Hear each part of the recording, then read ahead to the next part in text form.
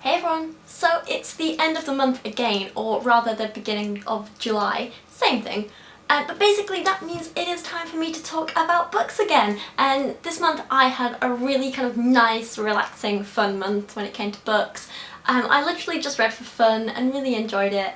But without spending too long on the intro, let's just get into some of the books that I read. So the first book that I read this month was The Night Circus by Erin Morgenstern. Again, I have trouble pronouncing names, so if I say any of these wrong, please forgive me. This book has been on my to-read pile for so long. I heard so many amazing things about it, and I went out and I bought it, and then for some reason I just never got around to reading it. And I really regret waiting this long, because it is such a good book. Thing is that a lot of the kind of like hype and sort of like book synopses and things like that, a lot of them made it sound like it's this really kind of like action-packed book, but it's not at all. It's quite a nice sort of like steady-paced one that really grows. It's absolutely beautifully written as well, and I just really enjoyed it. It basically tells a story of kind of magic and fantasy and romance. It basically tells a story of the circus, which is essentially supported by magic, and how it kind of appears overnight in a new location, and it's just kind of like wonderful and magical and filled with all these amazing tents and acts, and it just, it's so hard to describe. You're better off reading it, because the descriptions in this are more beautiful than I could ever try and describe to you. Like, it's absolutely wonderful, and I love the characters, I loved the story, I loved everything about it. If you're a fan of like kind of fantasy at all, it's really good. I would definitely recommend it. Next up, I ventured into some graphic novels, because I found The Night Circus was great, but it was quite heavy in terms of how it was written, so I wanted something a bit lighter and a bit more fun. And of course I got sucked into the Buffy universe. So if anyone knows me, you'll know that I'm a huge fan of Buffy the Vampire Slayer and Angel. I've watched the TV series is too many times to count. I'm actually currently rewatching Buffy, and I'm on season 2 at the minute and loving it. So of course I love the graphic novels, and I'm still actually getting kind of like through them for the first time as well. So I read all of Buffy season 9, so volumes 1 through to 5, and it was incredible. It was so much better than season 8. I loved it because it kind of went back to a lot of the kind of Buffy basics in a lot of ways. It could have done with a lot more Willow, I thought, and I'm still not sure what I think of the, spoilers, Xander and Dawn thing, but overall I thought it was really great, and I loved the overall storyline. At the same time as that, I read Angel and Faith season 9, volumes 1 through to 5. I don't know how I feel about those two. I've never really liked Faith. I mean, as a character she's fantastic, but I just don't like her. And I especially don't like kind of her and Angel teaming up. I don't know, there's something kind of weird about it. But the whole kind of like, I don't want to give too much away and say many spoilers, but I really liked the storyline throughout it, and I liked the conclusion of it a lot as well. I thought that was really cool. And then, again, because it ties in, I also read Willow, Wonderland, and it was so amazing to finally see Willow get an actual real story of her own, because I thought she was totally forgotten about in season 8. She was barely in season 9 as well, because she was off having her own adventure, and I loved it so much. This wasn't really my favourite in terms of story. I thought it was okay, it could have been better in places. I did find it a little slow at times, but what I will say about this volume is that the artwork is absolutely beautiful. They captured Willow's character really well, and I'm just definitely a fan of Willow having more comic time and space. I am definitely in favour of that. So, following on from my little graphic novel venture, I decided to stick with some nice kind of easy, simple reading, something a bit relaxing. And I carried on reading the Percy Jackson series, and I swear I'm not 14, I am actually 24, not that you'd know at the minute.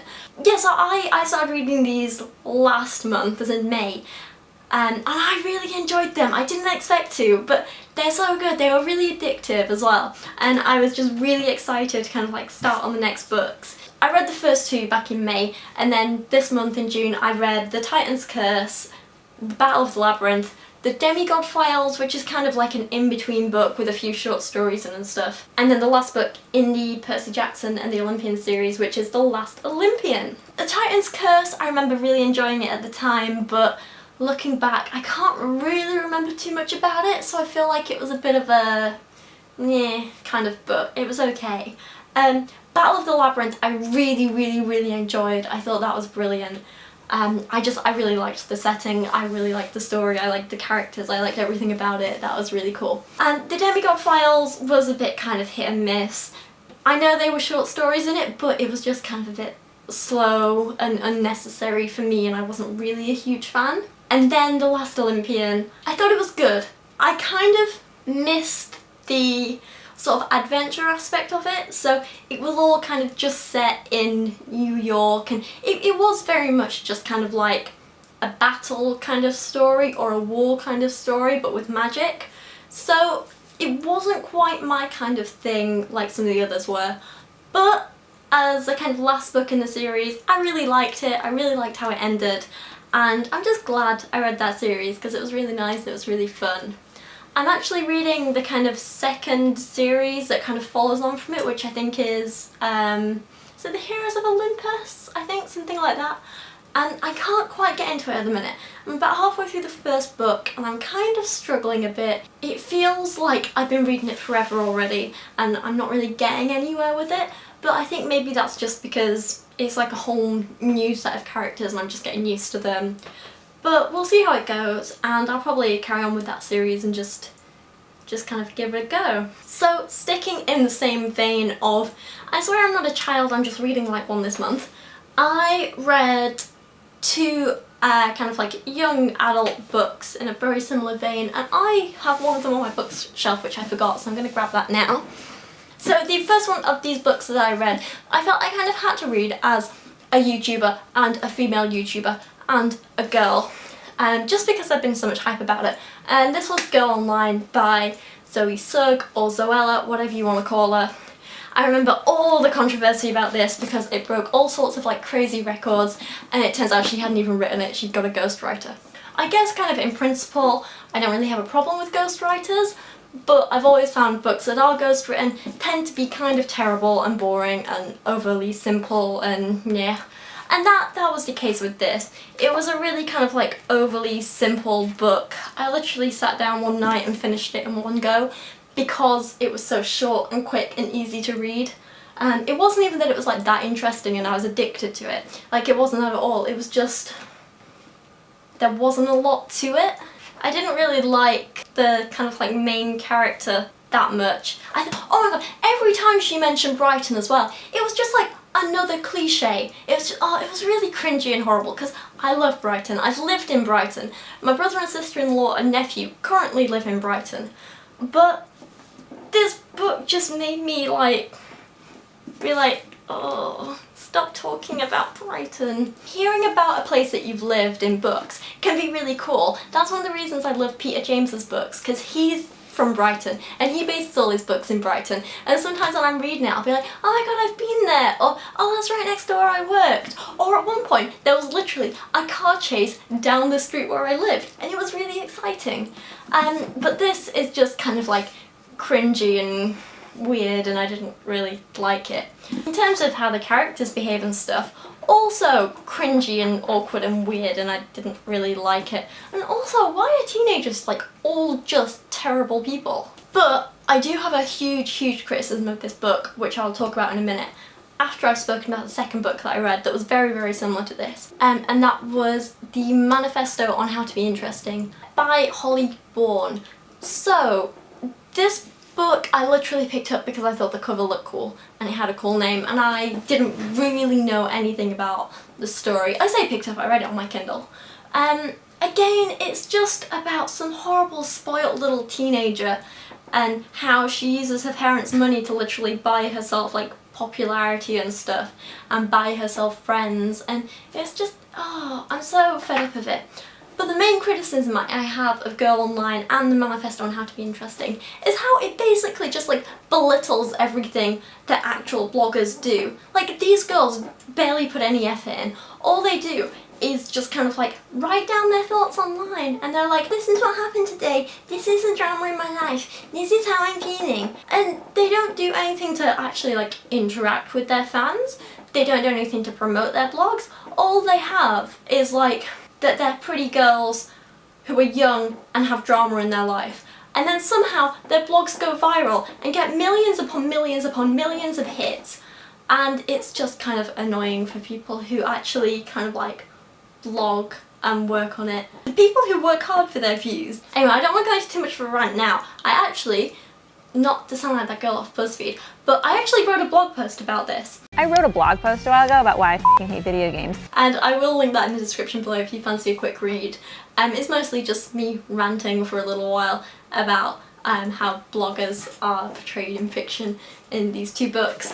But I don't know, I tried to make it a fun little read, so if you want to give that a go, let me know what you think. Last book I want to talk about is another one that I have weird mixed feelings about and didn't really enjoy, and that is The Couple Next Door by Shari Lapena. Again, terrible with names, I'm sorry. This book was so horrifically written and I hated it so much. It was kind of like all in present tense, and it was really weird and also repetitive in places, and it was just horrible to read, but at the same time the story was really kind of exciting and I wanted to know what happened, so I kind of persevered with it and read through to the end, and I thought it was okay. It was a little predictable, I guess, a little bit like they were trying to throw in twists just for shock value, and the big kind of twist that happened about a third of the way through, I didn't see that one coming, but then the one at the end I did, and it was really expected, and it was like, oh, okay. I did quite like the ending and I did quite like the story, I just hated the writing style, so no matter how good the story sounds, I would not pick up another book by this author because it was really, really horrifically bad. Last up, I just want to talk about a couple of little non-fiction books that I kind of read through a little bit at the library. So the first one is one that I spoke about a little bit in my last video, and it is called A Manual for Creating Atheists. I'll link the video below so you can go check that out because I don't want to talk about it too much here, I mentioned it over there. The other book that I read in the library that I started reading was called Is Religion Dangerous by Keith Ward. So I picked this up because it was supposed to be a book kind of looking at the influence of a bunch of different religions and whether they kind of like promote violence or not, whether they do harm or whether they help people, or sort of thing. And it was meant to be quite a balanced look at that sort of thing. But then it was quite clear that the author was a Christian and he was a little bit biased in what he was saying. So he was very kind of like pro-Christianity and anti-everything else. Like, he seemed very anti-Muslim.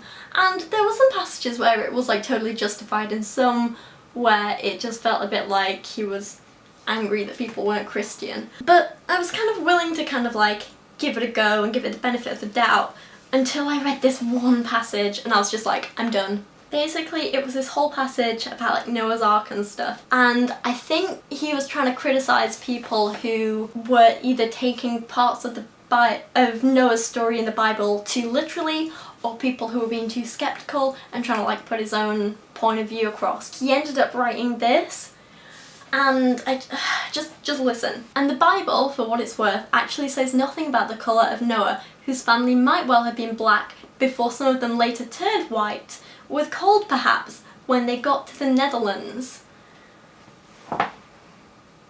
So you heard it here first. Everything we know about biology is wrong. Skin pigmentation, nothing to do with melanin, all to do with temperature. This guy clearly knows nothing about biology or science or the basics of how anything works.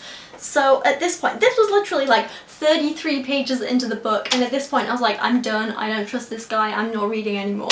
So I put the book away and stopped reading.